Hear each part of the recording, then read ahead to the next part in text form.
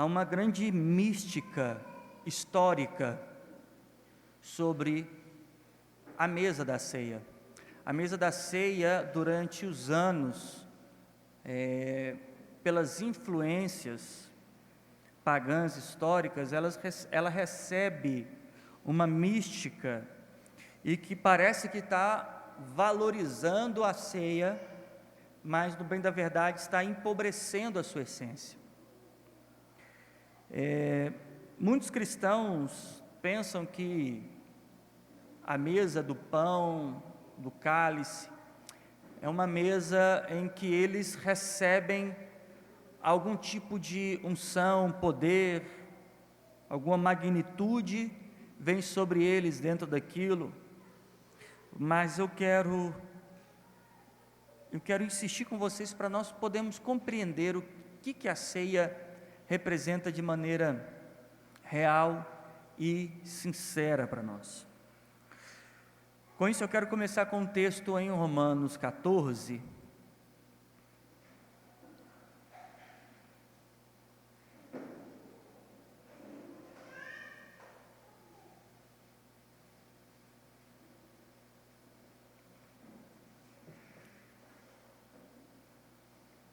Romanos 14,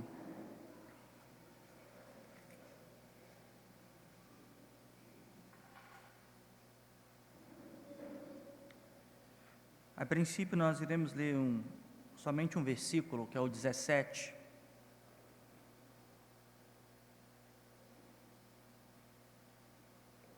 Diz assim: porque o reino de Deus não é comida e nem bebida, mas justiça e paz e alegria no...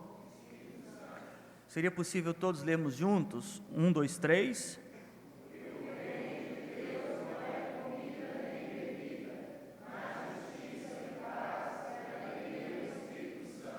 Vamos orar?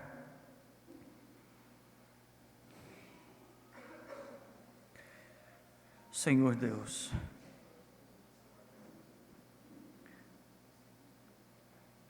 esta manhã, Pai, acredito ser uma manhã oportuna, uma manhã propícia, para que o Senhor possa alcançar em nós aquilo que não é alcançável, possa mudar em nós aquilo que não é mutável. O Senhor, pelo Teu poder, possa, pela Tua palavra, nos regenerar, nos aperfeiçoar, ó Deus, nos santificar, nos consagrar, ó Pai, para diante de Ti. Instrui-nos, ó Deus, nesta manhã, pelo Teu poder, em nome de Jesus.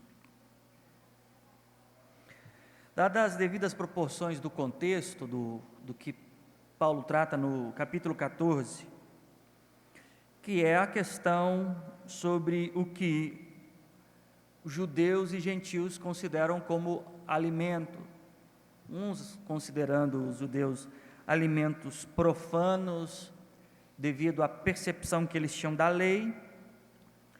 Então, o contexto é sobre o questionamento do que é possível se alimentar. E ele começa a querer refutar isso, porque judeus acreditavam que a alimentação era específica X e que a alimentação dos gentios era uma alimentação livre e rica de várias opções, e isso gerava conflito pelo zelo religioso de muitos judeus. A conclusão objetiva do capítulo é que não há comida ou bebida que possa representar o reino de Deus. O verso 17, ele está dizendo assim: porque o reino de Deus não se resume em uma comida e uma bebida. Esta é o contexto real. Agora, o princípio espiritual, o que esta afirmação carrega? O que objetivamente essa afirmação carrega quando nós olhamos para nossas liturgias e rituais, aquilo que a gente adota como meio santificador, o que isso objetivamente nos apresenta?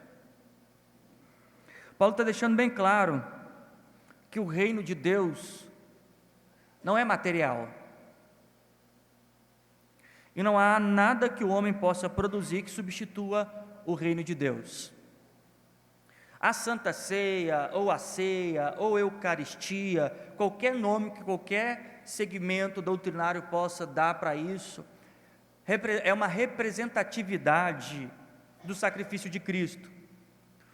Independente do credo seja católico, protestante, reformado, pentecostal, neopentecostal, todos esses credos acreditam, essas doutrinas acreditam exatamente nisso, que isso representa o momento sacrificial de Cristo. Isso é indiscutível. Isso é indiscutível. O Senhor Jesus, Ele teve o cuidado de, nos momentos que antecedesse o seu sacrifício, a sua tortura, Ele antecipou a ceia da Páscoa, junto com os seus discípulos, e ali Ele dividiu a mesa com eles. Ele partiu e disse: esse é o meu corpo, que será entregue por vós. Ele pegou um pão asmo, que é uma rodela de pão bem caprichado, ele era sempre proporcional ao número de pessoas da ceia, para que na Páscoa todos participassem da mesma massa. Então, ele, partindo aquilo, ele começou a dividir aos seus apóstolos, dizendo: olha, este aqui é o meu corpo. Depois, no final da ceia, o cálice que foi introduzido durante a história de Israel e não fazia parte, a princípio, da mesa elaborada da Páscoa, mas foi introduzido depois. Ele pega esse cálice, que era cálice de 3 momentos, haviam 3 cálices, e no último cálice, ele pega dizendo assim: ó, esse último cálice aqui representa, esse cálice aqui é o meu sangue, é uma afirmativa, ele diz: é o meu sangue. Em alguns momentos, o Senhor Jesus Cristo afirmou categoricamente: olha, o meu corpo é verdadeiramente comida e o meu sangue é verdadeiramente bebida.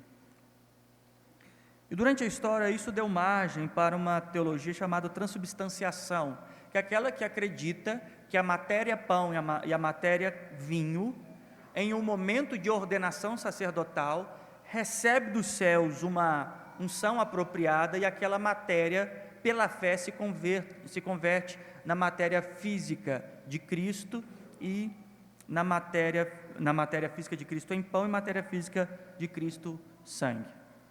E essa doutrina perpetua até hoje, e existem até alguns meios das igrejas reformadas que de alguma forma assumem alguma coisa assim.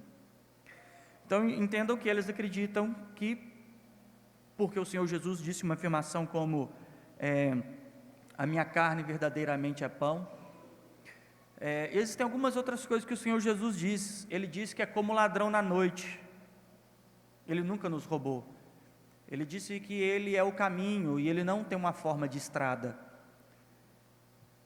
Ele diz que é o Cordeiro de Deus e não tem lã. Então, isso não se trata de uma afirmação literal. Está falando sobre o que Ele representa. E deixa eu te falar qual que é o problema da gente criar esses mecanismos, como transubstanciar. Nós mistificamos a mesa passa a ser mística, né? Ela passa a ter um efeito místico. Isso vai tornar aquilo acima do que realmente representa. Veio o movimento da reforma protestante, e durante o tempo, depois das primeiras igrejas reformadas, começaram a chegar à conclusão de que aquilo não é a matéria de Cristo. Existe um livro de um frei, uma história de um frei, que ele conta dentro de um livro, que é o seguinte: como que ele chegou à ideia de que Cristo não era transubstanciado, ele não virava pão. Que um dia, recolhendo a Eucaristia, de um buraco saiu um rato, e veio, enquanto ele estava juntando as hóstias, o rato pegou uma hóstia e saiu correndo. Ele desesperou e foi atrás. Aí o outro sacerdote perguntou: o que você está fazendo? E ele enfia a mão no buraco: o rato está comendo o meu Senhor. Aí ele: não, mas não seria possível. Então ele chega a entender que a transubstanciação não seria tão lógica. Aí veio a reforma e trocaram a hóstia fabricada, produzida, né, pelo pão. O pão que tem várias formas. Às vezes nós usamos pão asmos ou qualquer outro modelo de pão. Aí a reforma protestante disse assim, isso não se transforma no corpo de Cristo, mas isso recebe do céu uma grande consagração que faz que desse pão nós possamos comer e sermos por dentro abençoados. Então, os evangélicos, diferente do sacerdote católico que ordenava dos céus a transubstanciação e aquilo ali se convertia, ele começa a fazer o quê? Ele começa a levantar para os céus e consagrar aquilo como um pão especial. Até então, dentro do contexto dele, aquele pão era um pão comum, fabricado por um padeiro e tal, mas a partir do momento que o líder religioso pegar e erguer a mão como autoridade religiosa, e a estrutura religiosa propõe isso, que exista alguém acima dos demais, que tenha uma autoridade de tornar santo aquilo que não é santo, ou de tornar místico aquilo que não é místico, para aqueles que não têm tal autoridade possam comer daquilo. Então ele levanta e diz, olha, esse pão aqui agora é consagrado, e ele agora recebe algo especial, e esse pão passa a se tornar tão especial em que o líder religioso agora é o agente que determina quem é que pode ou não pode comer daquele pão e beber daquele cálice. Essa passa a ser uma administração sacerdotal. Então, tanto independente de qual vertente cristã, o líder sacerdotal é o que determina o que aquilo se torna e também quem é que come. Aí dentro do meio evangélico começa a ter algumas coisas, por exemplo, como o pastor olhar para a pessoa e achar assim, opa, essa pessoa não está muito digna de comer esse negócio não. Chama ela no canto e diz assim, olha, ele faz que nem um Papai Noel, né? Você não tem sido um bom menino, e a partir de agora, hoje você não vai comer do pão e nem beber do cálice, ok? Ele, ok. Ou alguma coisa como, existe uma pessoa que não congrega conosco, com aquele corpo local, e ele vai numa reunião de ceia. Os servidores da ceia pulam ele, porque sabem assim, não, esse aí não é crente, ele não vai comer com nós. E eu sempre me questionava, pensando o seguinte, como que eu convido alguém para vir na minha casa, aí está tendo um comes e bebes, eu vou e falo assim, não, você não é da minha casa, não vai comer comigo. Então eu chamo alguém para vir na minha casa, chegando aqui eu falo assim, desculpa, esse negócio aqui é só para os VIP. Ou para a criança, né, o que é mais comum, né, a criança está lá, vendo todo mundo comer, e pensa que castigo é para uma criança ir numa ceia religiosa. Você lamber um pirulito perto de uma criança, e não dar ela numa sacanagem, lembra do Chaves? E nós chamamos as crianças para uma reunião, e está todo mundo comendo, bebendo, e ela, não é para você, isso aqui não é para você, isso aqui é para os santos. O Senhor Jesus vira assim, diz assim, vende a mim as criancinhas, porque das tais é o reino dos céus. Para os grandes ele diz, arrependei-vos, porque é chegado o reino dos céus. Agora os grandes viram para as criancinhas e falam assim, você não pode porque é para o santo.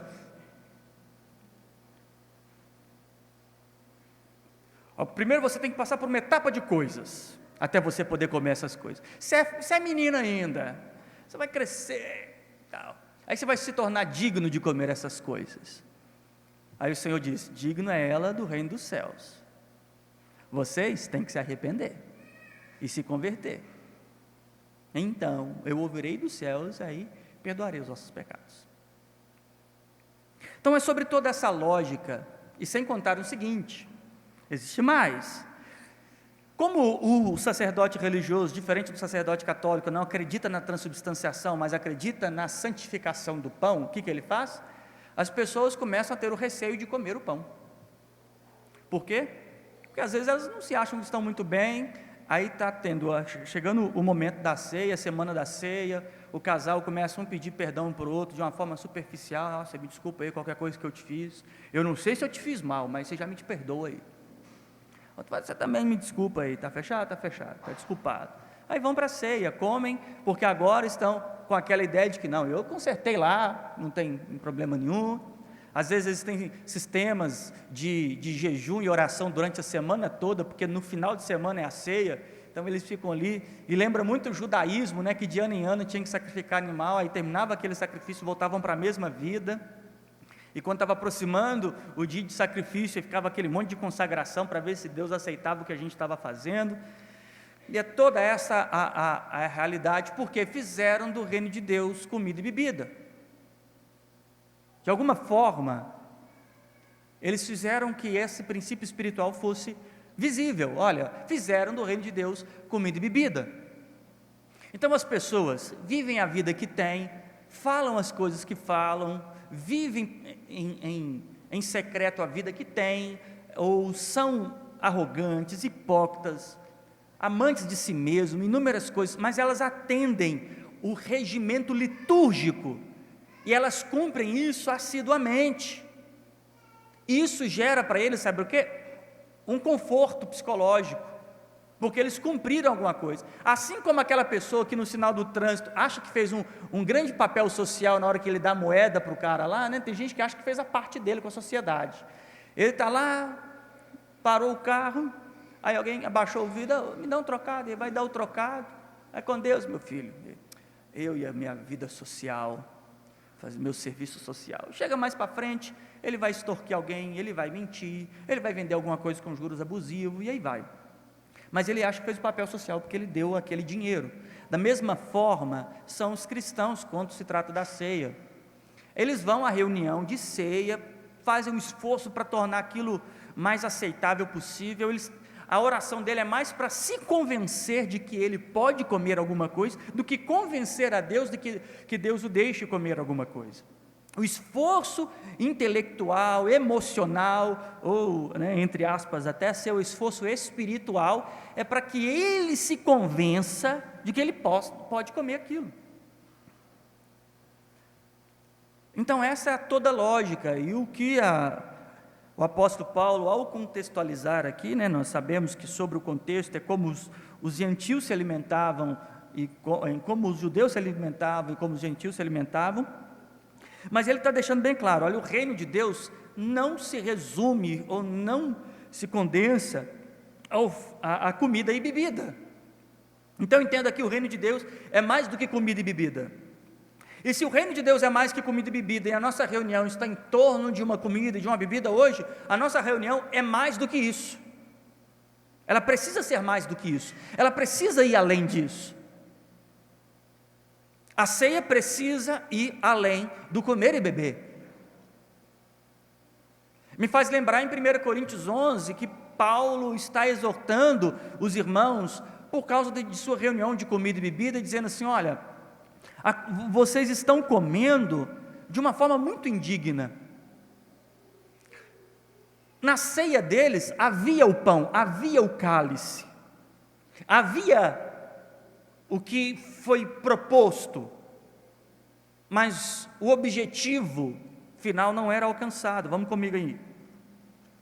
1 Coríntios capítulo de número 11, o verso de número 20, diz assim, de sorte que, quando vos ajuntais num lugar, não é para comer a ceia do... Primeira coisa que Paulo está dizendo para ele, olha, vocês estão lá reunindo, deixa eu te explicar como é que é a carta de Coríntios. A carta de Coríntios é uma carta-resposta. Pessoas informaram a Paulo de circunstâncias que estavam acontecendo com os irmãos ali, e ele, pela distância, envia uma carta pontuando ponto a ponto das coisas que precisavam ser revistas. E uma das tais coisas é como eles se comportavam nas reuniões de ceia. Ele diz assim, ó, ele praticamente está dizendo assim, ó, vocês reúnem para comer, mas não é para comer a ceia do Senhor. O verso 21 ele diz assim: por quê? Comendo cada um, tomando antecipadamente a sua própria ceia, e assim um tem fome e o outro embriaga-se, ou o outro fica empazinado. Ele está dizendo assim, olha que estranho, vocês estão dizendo que estão comendo a ceia do Senhor, só que cada um vai lá, come a sua própria ceia, enche a barriga e deixa o outro sem comer. Verso 22 diz assim: não tendes porventura casa para comer ou para beber? Ou desprezai a igreja de Deus e envergonhais o que nada tens? Que vos direi? Louvar-vos-ei? Nisto eu não vos louvo. Ele está dizendo assim, olha, vocês não têm aonde comer? Vocês estão indo para encher o pandu? E com isso vocês estão deixando aquele que não tem o que comer, sem comer? Entenda que o princípio da reunião e os valores que carregava era, olha, se juntarmos tudo, aquele que não tem o que comer vai comer. Olha que coisa magnífica. Eles olhavam para a comunidade e diziam assim, olha, e como é que esse povo vai comer, hein? Simples, vamos juntar tudo que nós temos para comer, fazer uma mesa, e aquele que não tem o que comer vai comer da nossa mesa. Só que com o tempo isso se tornou um rito, mesa, pão e cálice, cada um devorando o seu, né? Como vocês sabem, a ceia da igreja no princípio, ela nunca se resumiu a um cálice, a um pão, é uma mesa, essa mesa que nós temos aí hoje, né? A história religiosa levou para outro lado, né? Levou lá, olha, uma cerimônia com taças e tal, com pão, e meramente uma cerimônia. Tanto é que acabou aquela cerimônia, as pessoas vão para sua casa. A princípio não, era uma mesa em que todos dividiam, comiam, se alegravam. Então ele diz assim, olha, eu não tenho como louvar vocês. Aí ele começa a falar como Jesus fez isso. Ele diz, olha, eu recebi do Senhor o que vos ensinei, que o Senhor Jesus, na noite que foi traído, ele tomou o pão, tendo dado graça, partiu e disse, tomai, comei, esse é o meu corpo, que é partido por vós, fazer isso em minha memória. A primeira coisa que Paulo deixa bem claro é os argumentos de Cristo na ceia. Olha, façam isso em minha memória. Em qual memória? O que Cristo fez? Qual é a memória que temos de Cristo? Façam isso em minha memória. Façam isso porque vocês lembram de mim, não para vocês lembrarem de mim. Porque tem gente que acha a ceia alguma coisa para a gente lembrar de Cristo. Nós não celebramos a ceia para lembrar de Cristo, porque ninguém aqui, eu acho, tem Alzheimer. Nós fazemos porque lembramos de Cristo, e é diferente. Fazer isso em minha memória é porque vocês têm memória de quem eu sou, e por isso vocês precisam fazer isso, e não fazer isso para trazer memória para vocês. Porque se nós não tivéssemos ceia hoje aqui, você teria esquecido que Cristo morreu pelos nossos pecados? Eu não. Se a gente ficar um mês sem ceiar, esqueceremos que Cristo morreu pelos nossos pecados? Ficarmos 2 meses? 6 meses? Não. Então nós não fazemos para adquirirmos memória. Nós fazemos pela memória que nos foi dada. Fazer isso em minha memória. E qual é a memória que temos? Qual é a lembrança que temos sobre o que Cristo fez? Quem Cristo é? O que Ele representa? É aquele que não tendo pecado algum, santo em si mesmo, Deus em si mesmo, puro em si mesmo, independente de toda a criação, Ele voluntariamente, conforme as palavras do apóstolo Paulo, pelo muito amor que nos amou, Ele também deixa a riqueza de sua glória, esvaziando-se, tomando forma de servo, sendo obediente, sacrificando a si mesmo, e sendo levado à morte de cruz, para a remissão do pecado de todo aquele que nele crê. Qual é a memória que nós temos de Cristo? A memória que nós temos de Cristo é que quando ele via o paralítico, ele não saía daqui enquanto a causa desse paralítico estivesse resolvida. Ele via o cego, ele não saía de perto daquele cego até o momento que a causa do cego fosse resolvida. Quem era o Senhor Jesus? O Senhor Jesus é aquele que tinha prioridade em declarar e anunciar o reino, do que cuidar do seu próprio bem-estar.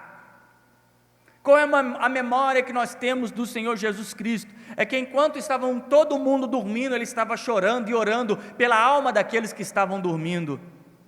Qual é a memória que nós temos do nosso Senhor Jesus Cristo? É aquele que em momentos antes de sua própria morte, poderia estar fugindo, fazendo qualquer coisa, Ele decidiu reunir com seus discípulos, comer e beber e se alegrar com eles na ceia. Qual é a memória que eu tenho do Senhor Jesus Cristo? É aquele que quando sentiu a dor de uma mulher com fluxo de sangue, pela virtude que saiu dele, essa mulher foi curada.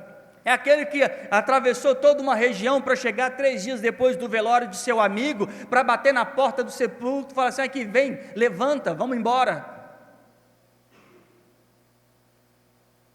Qual é a memória que nós temos do Senhor Jesus? É aquele que sentou em meio de uma colina com milhares de pessoas e começou a dizer para elas o quanto elas não precisavam se preocupar com o dia de amanhã, o quanto elas precisavam amar umas às outras, o como elas precisavam servir umas às outras. Olha, que memória que nós temos do Senhor Jesus. Ele reúne os seus discípulos, senta eles em cadeira, pega uma toalha e uma bacia e começa a lavar os pés deles e limpar a sujeira de seus pés, para dizer que tem parte com eles. Essa é a memória. Então, se nós captamos toda essa memória, nós sentimos a necessidade de reunir em torno de uma mesma mesa. É uma necessidade que sentimos, e não em uma imposição litúrgica, um regimento litúrgico, doutrinário que seja, mas uma necessidade. Eu vou pegar, por exemplo, o que aconteceu essa semana comigo e com a minha família. Perdemos a minha cunhada. E todos os dias nós descemos lá para a casa dos meus sobrinhos, ficamos lá o dia todo conversando e tal, aquele momento almoça e tal, todos os dias. E por quê? Por exemplo, a minha esposa está sentindo mais bem-estar lá na casa da irmã, com os sobrinhos, do que na própria casa.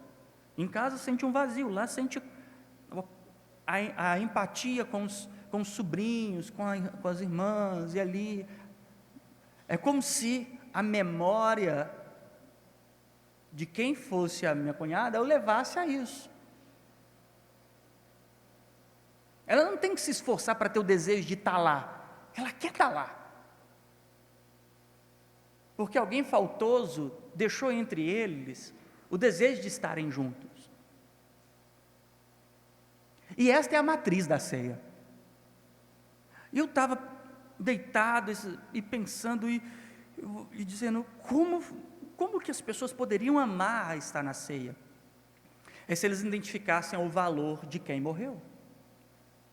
Olha aqui, hoje está todo mundo comendo junto, lá, conversando, dividindo memórias.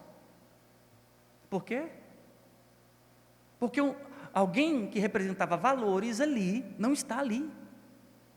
E eles olham uns para os outros e se identificam com aquilo, e sentem a necessidade de estarem uns com os outros.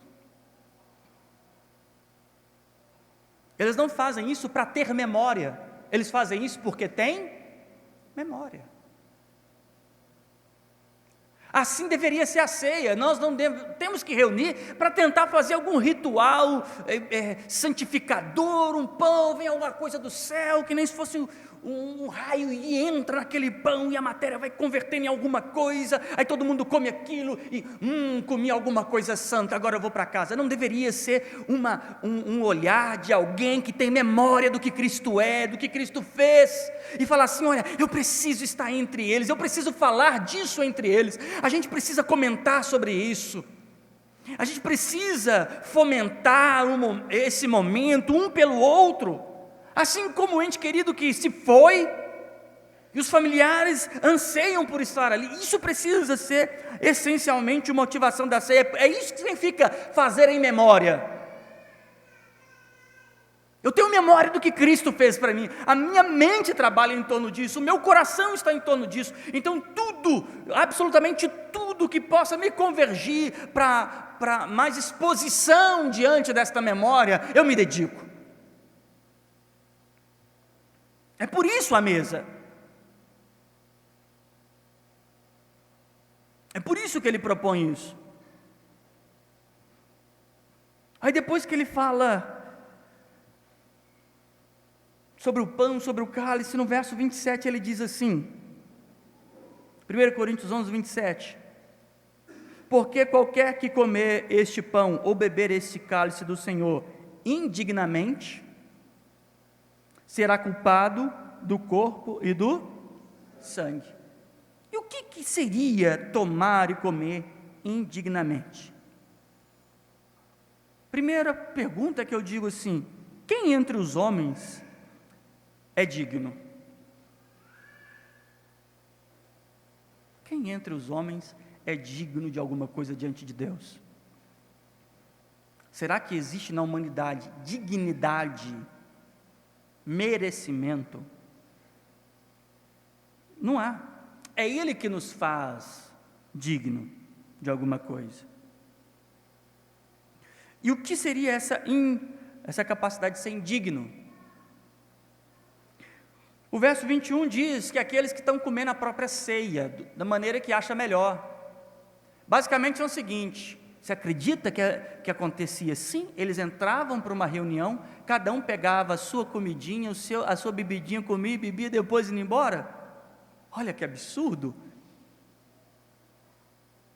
Eles não estavam nem ali. Talvez até fazia aquele negócio para ter uma comunhão, né? Vamos trocar aqui de cálice.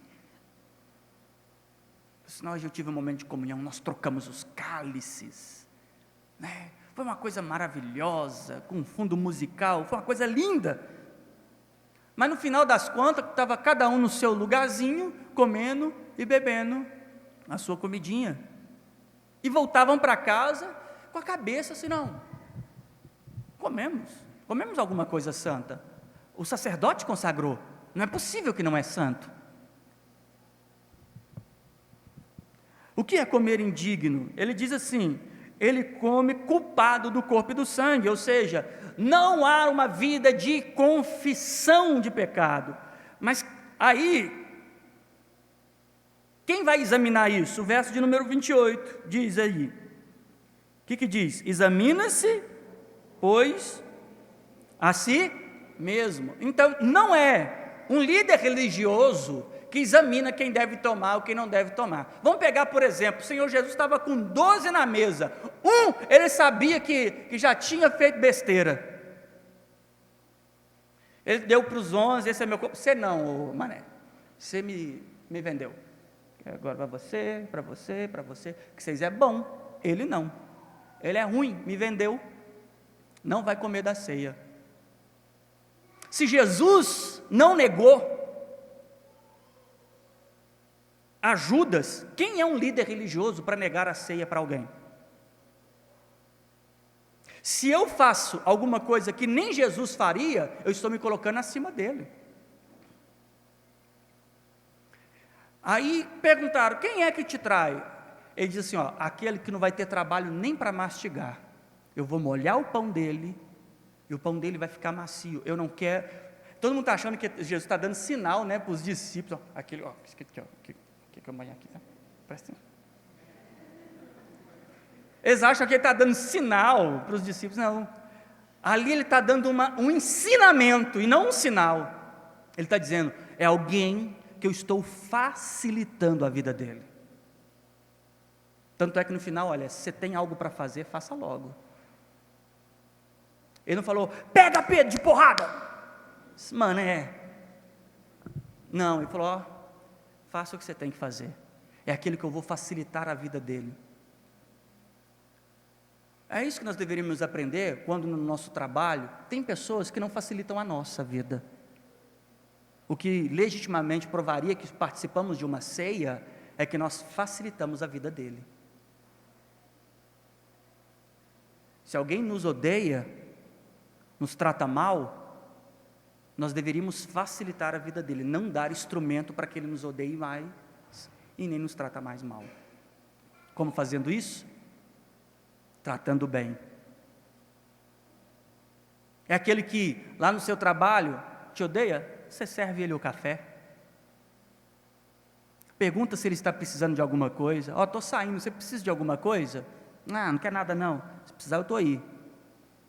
Aí você fala, mas isso é humilhação. Exatamente.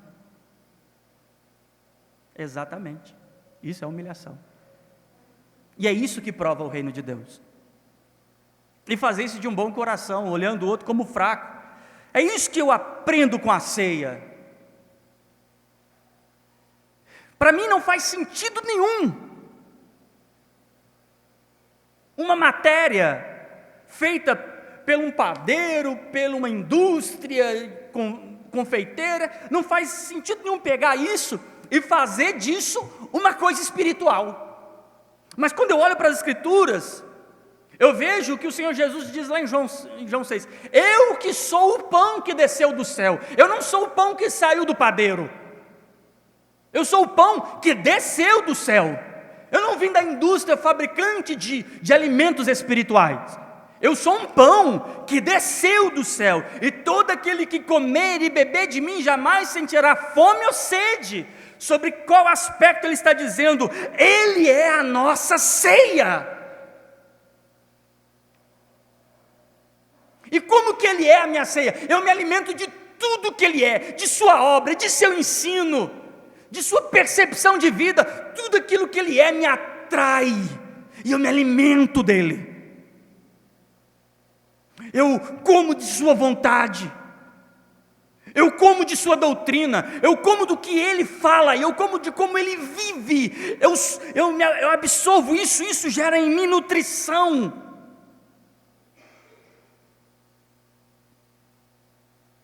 Um dia na cruz, condenado e sentenciado pelos acusadores, ele diz, Pai, perdoa eles, eles não sabem o que fazem, eu preciso comer disso. Isso precisa ser alimento para mim. Eu preciso perdoar aquele que me faz mal. E isto é ceiar. Se o que ele diz, o que ele ensina não é pão para mim, aquele que come uma mesa sem examinar Cristo como pão, come e bebe indignamente. Quem são os indignos? É aqueles que não observam a Cristo como o alimento de sua própria vida, vivem uma vida rasa, medíocre, superficial, não absorvem a doutrina de Cristo, não olham isso como a prioridade, não veem isso como o sustento do deserto, mas vivem uma vida rasa, medíocre, se alimentam de qualquer outra coisa, não percebem o Evangelho, não amam o Evangelho, amam mais a si mesmo, amam mais as coisas rasas, mas eles são religiosos praticantes. Eles comem e bebem todo mês. Nós precisamos entender a amplitude do corpo de Cristo. O que o corpo de Cristo é? A princípio é a estrutura que recebe todo o peso do meu pecado. É a estrutura que recebe todos os chicotes. É a estrutura que recebe toda a humilhação. É a estrutura que carrega sobre o ombro uma cruz que não é dele. É uma estrutura que vai ser pendurada no Calvário. Ele diz, esse é o meu corpo que será entregue por vós. Ele está falando do corpo entregue. Porém, as Escrituras nos ensinam que a igreja é o corpo de Cristo. Sendo ele o cabeça, toda a igreja é o quê? O corpo. Nós somos, ou deveríamos ser, ou você deveria ser, extensão da estrutura Cristo. Ele diz que ele é o cabeça e toda a igreja é o quê? O corpo. O corpo, nós somos o corpo, a igreja é o corpo. Entenda uma coisa, igreja não é instituição, nenhuma instituição é corpo de Cristo. Ela é um corpo eclesial, um corpo religioso, que tem hierarquias. Isto é uma coisa, corpo de Cristo são aqueles que refletem a natureza de Cristo, se alimentam de sua doutrina, de seu padrão e reproduzem isso como postura de vida. Membro de uma instituição não significa ser corpo de Cristo. Corpo de Cristo é todos aqueles que se arrependem de seus pecados, abandonam as obras mortas e agora vivem a sua vida no exercício da obediência ao Pai. E há muitos que não discernir é compreender. Tem muitos que não compreendem o que é corpo de Cristo. Verso 29. Porque o que come e bebe indignamente, come e bebe para a sua própria condenação, não compreendendo o quê? O corpo do Senhor. Não compreendem a ferida produzida sobre Cristo e depois não conseguem compreender a extensão desse corpo, que somos nós. O Senhor Jesus fala algumas coisas em Mateus 25, né? Tipo, estive preso e não foste me visitar, né? Estive nu e não me vestisse. Aí perguntaram, quando o Senhor esteve preso, quando esteve nu? Ele diz, qualquer um que faz a um dos meus pequeninos, a mim fizeste. O que isso significa? Ele está falando sobre as pessoas fazerem obras sociais, e isso as torna fazendo a Cristo. Do que ele está falando? Tem gente que vai achar que porque foi lá, deu um jogo de roupa para alguém em algum lugar, ai Cristo, estamos resolvidos, hein? É isso? Não, ele está dizendo que alguém faz aos meus pequeninos. Quem são os seus pequeninos? O seu povo. Naquela época, nós tínhamos apóstolos, nós tínhamos presbíteros, nós tínhamos irmãos que estavam passando situações de prisão, abandono, porque pregavam o Evangelho. E assim como ele diz, qualquer um que recebe um profeta na condição de profeta recebia a ele está dizendo que qualquer um que fosse lá resolver as necessidades de seus irmãos, também estava fazendo a ele. Então, o que é discernir o corpo? É quando nós olhamos uns para os outros e sabemos que devemos cuidar uns dos outros. O que é um corpo?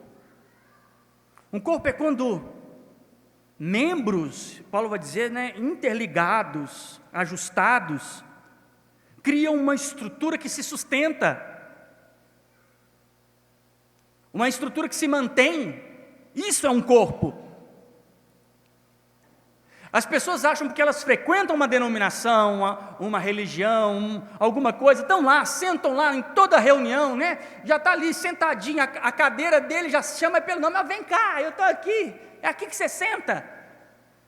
Já senta naquele mesmo lugar, na mesma liturgia, agora levanta, agora senta, agora bate palma, agora levanta, agora senta, agora bate palma, olha para o irmão que está do lado, olha para o outro, dá um sorriso, faz tudo isso, aí depois vai embora.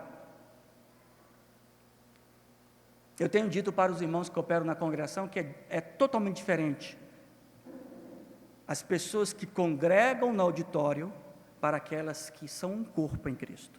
São dois grupos distintos.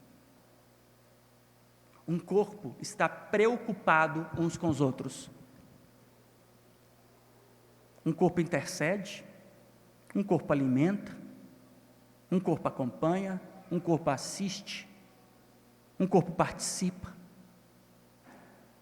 Né? Fazendo menção às palavras que o irmão Zé Roberto usou ontem comigo, né? Se alegram com os que se alegram e chorar com os que choram, né, irmão? Um corpo é isso. É isso que nos faz corpo. Você acha que está todo mundo dentro de um avião, isso quer dizer que eles são um corpo? Não, um vai descer numa escala. Se está todo mundo dentro do ônibus daqui para BH, eles são unânimes? Não, um vai descer num ponto, outro vai descer no outro. Eles só estão ocupando o mesmo espaço. Assim também o fato de estar reunido aqui não está fazendo vocês e eu nos tornarmos um corpo. O que nos faz tornar um só corpo é a memória. O que Cristo fez nos atrai a memória. Eu olho para o que Cristo fez e falo assim: eu preciso estar entre eles. Eu preciso comentar com eles sobre estas coisas. Eu preciso falar com eles destas coisas, do que Cristo é, do que Cristo fez. Olha que maravilha. Tanto é que com quem não é corpo, falar de Cristo é uma fadiga. Eu lembro de uma vez num trabalho que eu trabalhei, encontrei um cristão, comecei a falar com ele sobre o evangelho e tal, e falei: não, irmão, você só fala de Jesus o tempo todo. Na hora do almoço, é hora de comer. Para ele não era satisfatório, não era atraente. O verso de número 30 vai dizer: porque nós não discernimos o corpo, vai acontecer isso aqui, ó. Verso 30, por causa disso, há entre vós muitos o quê? Fracos, que é a base do começo do texto, quando você vai ver que um religioso, o que é um religioso? Um religioso é aquele que se apodera dos princípios e regimentos de uma doutrina para maquiar sua própria hipocrisia. A religião tem esse mecanismo, e ele chama de fraco. Ele diz que aqueles que não suportam que os outros, os judeus não estavam suportando os gentios comerem qualquer coisa. Aí Paulo diz assim, ó: vocês que são fortes, suportai os fracos. E quem eram os fracos? É aqueles que não suportavam que eles poderiam fazer essas coisas. Então, basicamente, o fraco é aquele que tem a mente religiosa. Por causa disso, há entre vós muitos o quê? Fracos, não conseguem nem se sustentar na fé.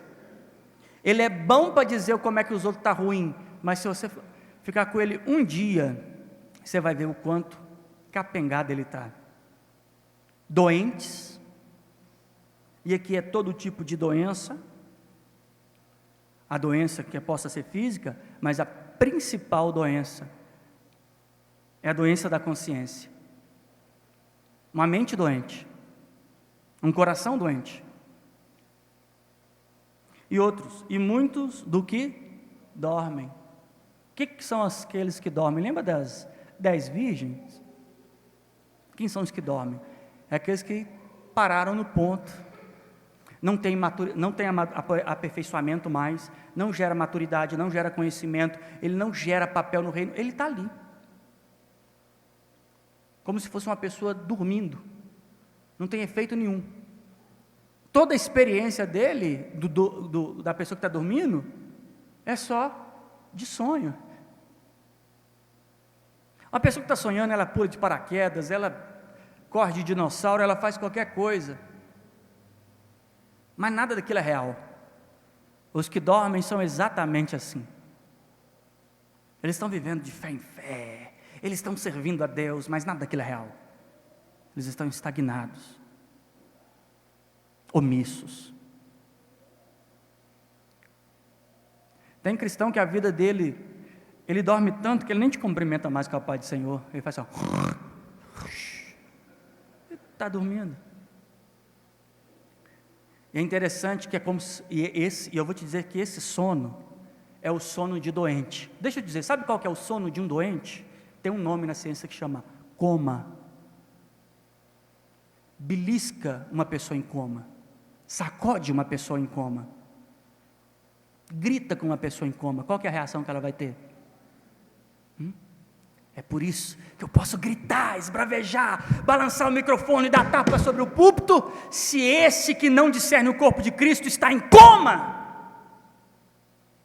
As coisas que eu falo não fará sentido algum. Eu posso sacudir ele, eu posso chutar, eu posso dar choque no peito, posso fazer qualquer coisa. Ele está em uma condição além do sono, porque é um doente que dorme.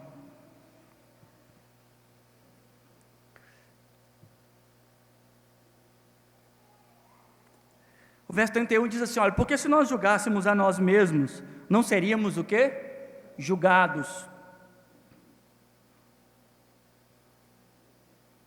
Mas, quando somos julgados, somos repreendidos por quem?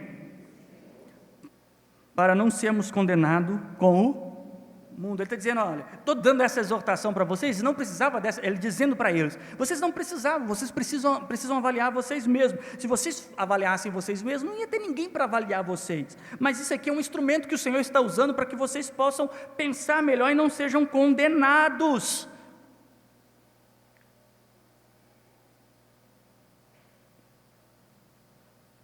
Se porventura existe alguém aqui que não ainda discerne o corpo de Cristo, toma cuidado, você pode estar fraco, doente ou dormindo. Me faz lembrar Efésios, que Paulo vai dizer, levanta tu que dormes, levanta dentre os mortos, e Cristo te esclarecerá. Nós vamos dividir hoje a mesa e o pão, mas eu quero que você pense no seguinte, se nós somos o corpo, não é sobre isso que o corpo fala? Nós não somos o corpo?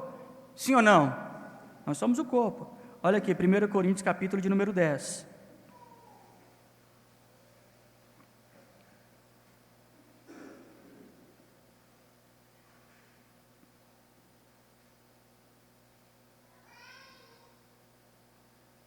O verso de número 14. Portanto, amados, fugir do quê? Da idolatria. Falo como a entendidos. Julgai-vos vós mesmo que digo. Então ele está dizendo aqui no verso 14, olha, foge da idolatria, para de criar objetos que representam a Deus. Cristo não se manifesta em objetos, se manifesta em pessoas. Ele morreu e ressuscitou e nós somos o templo de sua habitação. Ele não está em nenhuma catedral, ele não está em nenhum objeto consagrado, ele não está em púlpito, em violão, em objeto, em pão, em bebida, não está. Ele está em pessoas. Foge dessa idolatria. Oh, isso aqui está santo agora. Foge dessa idolatria. Ele vai dizer assim, porventura, verso 16, porventura, o cálice da bênção que abençoamos não é a comunhão do sangue de Cristo? O pão que partimos não é, porventura, a comunhão do corpo de Cristo? Olha o que ele está dizendo, foge da idolatria. Eu vou falar para pessoas entendidas. Olha o que ele vai dizer, porventura, o pão que nós estamos lá abençoando ali, dizendo, ó Deus, muito obrigado, agradecendo por ele diz, não é o pão, não é esse cálice, não é o cálice do sangue de Cristo, isso não está apontando para alguma coisa que Cristo fez. O pão que partimos, porventura, não é a comunhão do corpo? Ele está dizendo, esse pão que partimos não é uma comunhão que já existe? Há quem diga assim, ó, hoje eu comi a comunhão. Como assim? A comunhão antecede o comer não gera comunhão, a comunhão que gera o comer. Ele está dizendo assim, porventura, o pão que partimos não é, porventura, a comunhão de Cristo. Ele vai explicar isso aqui, olha, verso 17, porque nós, sendo muitos, somos o quê? Um só, e o que é mais? E um só corpo. Lembra lá que nós lemos no capítulo 11? Então nós já somos o pão e somos o corpo, porque todos participamos de um quê? O mesmo pão. Então se Cristo é o nosso pão, o que nós somos uns pelos outros? Pão. Se Cristo não é pão de alguém, Ele nunca é pão para alguém. Ninguém nunca é alimentado por Ele, nunca é sustentado por Ele, nunca é edificado por Ele. E lembra do que o apóstolo diz, que as Escrituras diz? Para nós tomarmos cuidado com o fermento dos fariseus no pão. Quem é o pão aqui? E o que é o fermento, você lembra? Você lembra qual era o fermento dos fariseus? Quem sabe? Fala mais alto. Hipocrisia. A hipocrisia é o fermento dos fariseus. E sabe o que é o fermento? O fermento, olha, você gosta de bolo, eu também gosto, mas quando você olhar para o bolo, você pode olhar para uma grande mentira. Porque o bolo não cresceu. O bolo não cresceu. O bolo expandiu. Ele é o mesmo volume de massa, porém com intervalos no meio dele, que na somatória daqueles intervalos faz aparecer que o bolo está grande. O fermento tem esse efeito de separar a massa para parecer que está grande.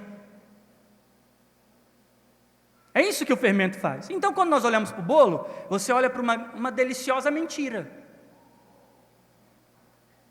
Porque ele não cresceu. Todo mundo fala, tem que pôr fermento para crescer. Não. Ele faz isso aqui, ó. Ele vai separando a massa, é como se tivesse alguém lá, não, vai para lá, você vai para cá, abre um buraquinho aqui, vai abrir. Aí isso, ficou bonito, agora ficou grande. Mas não é. O fermento do fariseu é isso, as pessoas acham que estão crescendo. Elas acham que estão amadurecendo, elas acham que estão sendo aperfeiçoadas, são boas cristãs, mas estão tão cheias de si mesmo, que se você tirar aquele fermento, não sobra nada. Não sobra absolutamente nada. Eles vão se tornar insignificantes uns para os outros, né? A espiritualidade religiosa, olha como é que fulano é uma benção, você viu? 3 meses de jejum, olha como é que fulano é uma benção, ele anda descalço, ele é uma benção, você vê fulano orando, é uma maravilha, eu tenho prazer de ouvir fulano orando, é como se fosse Deus, né? Eu tenho prazer de ver fulano orando, aquela coisa toda, fulano ministrando, fulano pregando, fulano não sei o quê, as pessoas, aí aquela pessoa vai crescendo e fala assim, ó, glória seja dada ao Senhor Jesus, ela vai só enchendo, aí ela começa a ser juiz das outras, melhor do que as outras, mais santa do que as outras, porque as pessoas injetaram nela tal fermento. A religiosidade é assim, o sistema cresce, mas se você tirar o fermento, fica uma coisa insignificante. Eu quero convidar vocês a participar de uma mesa, mas uma mesa que vai além dessa, porque essa, não tem quem vai te limitar. Nós vamos dividir o cálice, o pão, o bolo, o que tiver lá atrás, que tudo é uma mesa só, nós vamos dividir. Só que tem um detalhe. Quem sou eu para impedir alguém de comer alguma coisa ou beber alguma coisa? Se Cristo não fez isso com Judas, quem será eu para falar ou fazer isso com alguém? Mas a Bíblia, a doutrina de Paulo é, se o reino de Deus não é comida e nem bebida, o que eu preciso fazer? Ela diz, examina o homem a si mesmo. Examina, porque se ele não discernir o corpo de Cristo, grande será o seu prejuízo. E não hoje, você não vai morrer hoje, você não vai acontecer nada hoje, né? Uma vez eu vi uma história, aquelas lendas urbanas gospel, porque fulano tomou a ceia, aí foi lá a profeta e orou em volta do caixão dele, ele teve que vomitar a ceia, porque comeu a ceia indigna. Falei, lógico, se essa ceia não foi digerida até agora, tem que ser vomitada.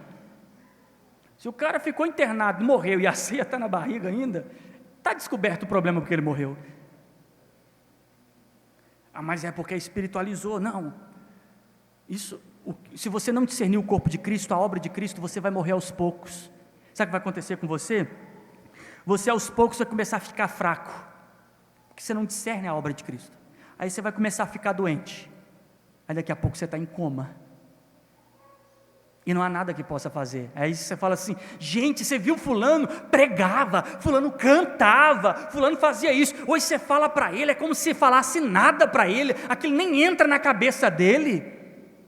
É um coma. Você pode exortar, você pode consolar, vamos, volta para Jesus, vem para Cristo, irmão. Ele fala, tá, beleza, estou voltando, a gente se vê aí. Aí você começa a falar para o evangelho, amém, é verdade, eu estou precisando voltar, sabe, ele não arranca aqueles aparelhos, ele não dá um jeito, porque o coma é muito profundo. Então discirna o corpo de Cristo, sabe por quê? Eu quero que você sobreviva, eu quero que você viva o prazer do que Cristo fez.